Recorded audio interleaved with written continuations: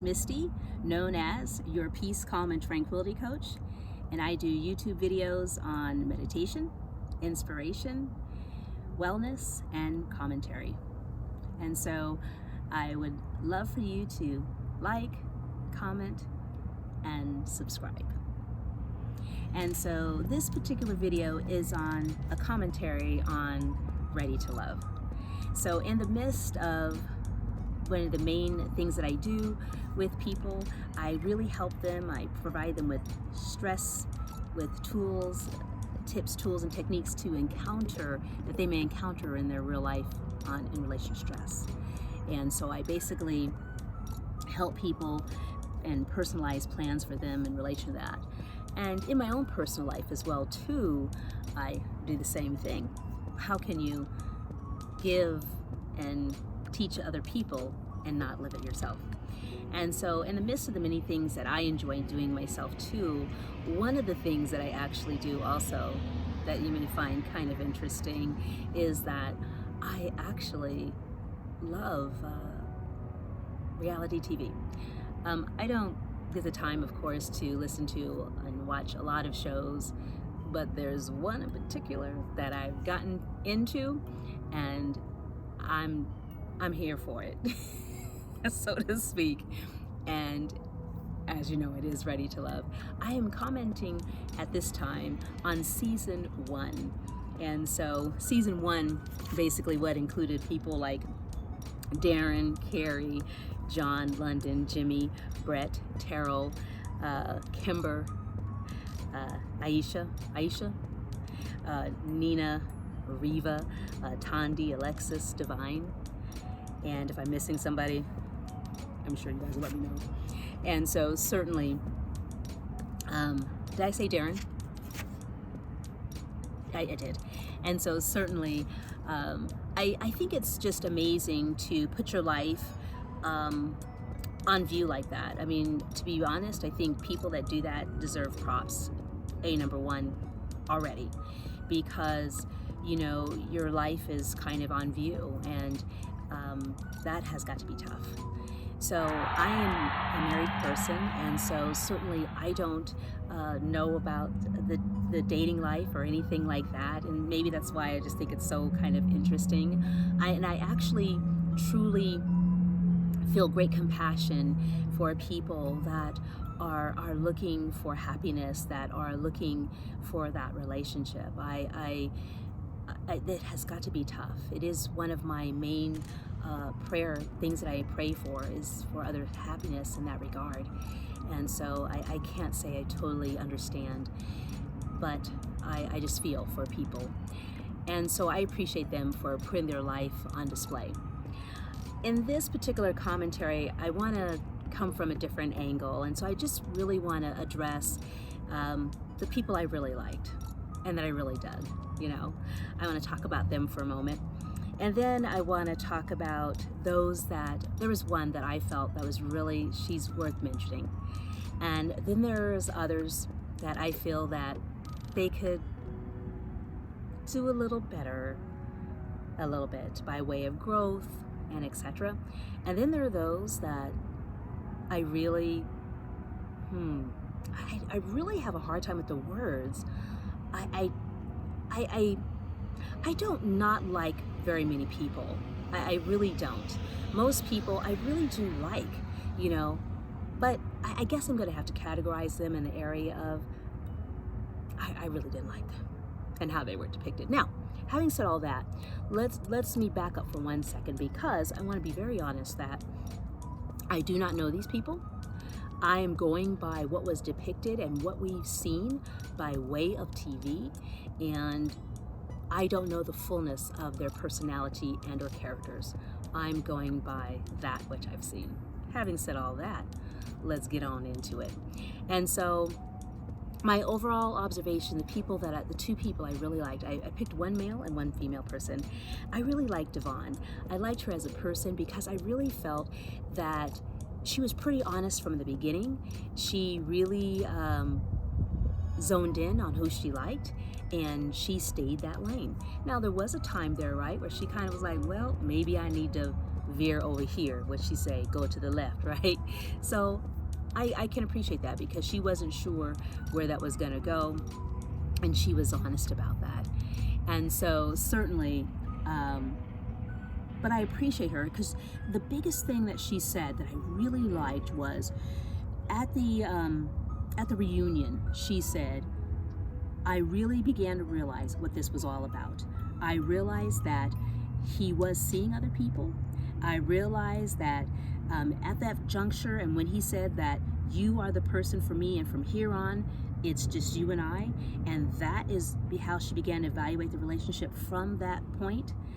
I think that was hugely insightful, because a lot of people in that situation, it's hard to come outside of the regular, I'm just dating somebody, oh my gosh, a whole bunch of us are dating somebody, I'm going in for the kill, this, that. That's a very difficult thing. Very difficult thing. And so for her to have that insight, to be able to say that, I think was phenomenal and exceptional as an individual. And I really appreciated Darren as a man. I just thought that he was just so like he was, to me, he seemed like a caring, compassionate person, but he was strong in it to me. He seemed very focused as well too in relation to Ashima being the person for him. And I just felt that even though she has her entertainment that she did and etc., I felt that he was in acceptance of that, and I think he was not in fear of a woman that may outshine him in a way or something like that. He wasn't in fear of that, and so I felt he just was an exceptional person. The other one I think that I believe deserves worth mentioning is Ashima. I just was so impressed when Ashima was like, at the reunion, she was like, girl, these are clip-ons, and what do we need? If we need to do something, what do we need to do? You know what I'm saying? I mean, and the other thing about it was, I don't think she was just talking. I think if it did come down to that, she was ready. You know what I'm saying? And I think everybody needs a friend like that. And she was that friend in that situation, circumstance. And so I really appreciate her for that. The person that I felt did some growing, I kind of felt like it was late, but then again, I'm kind of like, okay, well, at least you did apologize, was Jimmy. And so Jimmy and the reunion, when he apologized and everything, I thought that was great. I thought that that was a grown move. But then when he said, will you go on a date with me? Then I was like, see, now you just did it because there's an ulterior motive. So I'm kind of backtracking and thinking, I feel like he did some growing, but then again, I'm kind of like thinking, but did he really? So that's my feeling on that one. Now, the people that I feel that I didn't like in this season, that I'm being honest about, that I just didn't like, was Mario and Reva, and I think probably a lot of us may feel like that, and maybe a lot of other people don't, I don't know, and Alexis. So for different reasons. So Alexis I didn't really like because she seemed shady. It just seemed like Brett was her second choice, but yet London was her first choice. When she saw that it wasn't going in her favor, I think then she started backtracking and just, because remember, she just said, okay, well, I'm just gonna backtrack out of that. I'm not gonna go for London any longer. So, and then it wasn't just that. Then later, she basically just kept accusing him of things. Well, you kiss me, this, that, well, this, and it's just like, really? I mean, why do we have to go there? If you've gone on for a relationship, if you are happy, just like Divine said to her, right? If you're happy, why is it you're so focused on London? So I really felt that was, that's why I didn't like her as a person. That was shiesty. Now, the shiestiness of the shiesty was Mario and Reva. I just, people like this are people that you just say, man, you know, how could somebody be like that? That's what I think about when I think about Mario and Reva. I felt like definitely 48 hours. 48 hours, you're gonna go to somebody that you loved in the first place, or that you liked in the first place. Really? 48 hours? And that is not enough time for anyone to have gone through an emotional or psychological process where they can be like, okay, let me look at this. What do I learn from this? You know, let me just spend some time myself for a moment and then look at another relationship. But for 48 hours, I mean, that was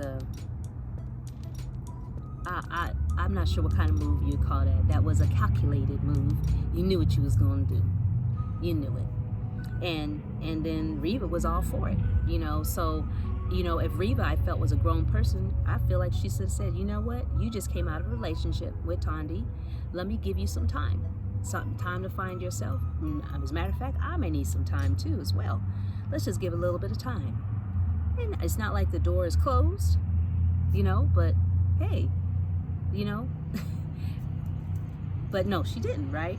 And then the thing about it too was she just kept at it. And to me, that is signals of unhappy people, people that are angry, people that may have hidden agendas, you know, is that they just kept at it. They kept at it months after. Just, you know, well, she's a friend, she's not a friend, she's an associate. And then, you know, Tandy later on did shows where she's showing the text, different things, and then, you know, Reva did some sit downs with people in TV and different things, and then Mario did too, and you know, just the same, just back and forth, and it's kind of like, if y'all really happy, you just let that stuff lie. You would just say, you know what, we're happy, we wish her the best, but we're just not going to continue to bash this person.